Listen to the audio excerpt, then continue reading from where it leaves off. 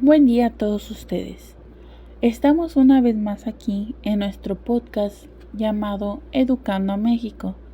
El día de hoy hablaremos de cómo la educación ha evolucionado y cómo va a devenir en un futuro no tan lejano. En poco tiempo, debido a que la tecnología y el Internet evolucionaron, también evolucionaron las instituciones educativas, la forma y estrategias de enseñar e incluso los roles que se cumplen en la educación tradicional. Pero antes de que entremos a este interesante tema, me gustaría que recapitulemos cómo ha trascendido la educación a lo largo de los años. Solo para que se den una idea, la educación empieza desde hace unos 3 o 4 millones de años, en donde en esa época el hombre nómada explicaba a los demás lo que le rodeaba y aprendían mediante la observación, el ensayo y el error, tomando en cuenta que en ese entonces lo que hacían eran cazar mamuts u otras criaturas para sobrevivir. Muchos años después, en Egipto, empezaron con la escritura en papiros, que le llamaban onomástica. Posteriormente, en Grecia, la educación era militarizada y promovieron el nadar, leer, la música, la gimnasia, la caza e incluso la filosofía.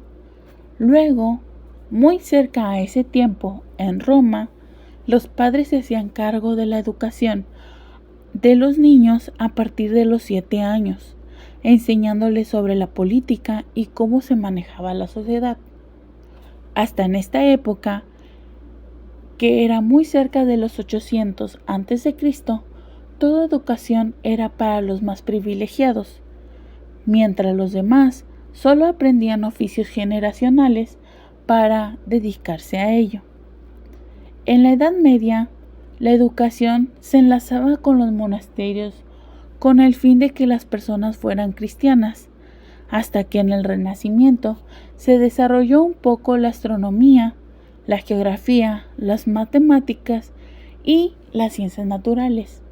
Este tipo de educación funcionó hasta el modernismo, cuando hubo un movimiento literario hispanoamericano del cual se motivó la reflexión de nuestra realidad, nuestros anhelos y la descripción del arte. Hoy en día es la suma de todo aquello que importó en su momento. La educación que contribuya a que la sociedad sea más justa, productiva y equitativa para formar seres humanos libres. Ahora, después de esta gran introducción, hablemos de la educación en el siglo XXI. Como había comentado anteriormente, esta va evolucionando al igual que el Internet y la tecnología.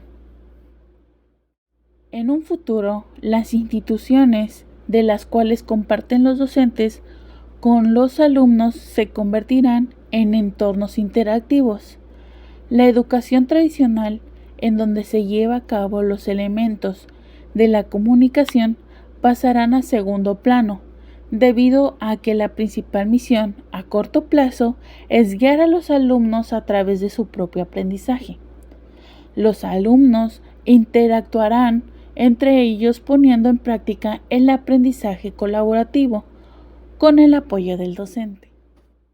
El futuro de la educación va acompañado del aprendizaje electrónico o como le llaman e-learning, donde la educación o capacitación a través del Internet, donde la enseñanza es online, permite la interacción de un usuario con el material de aprendizaje mediante la utilización de herramientas informáticas.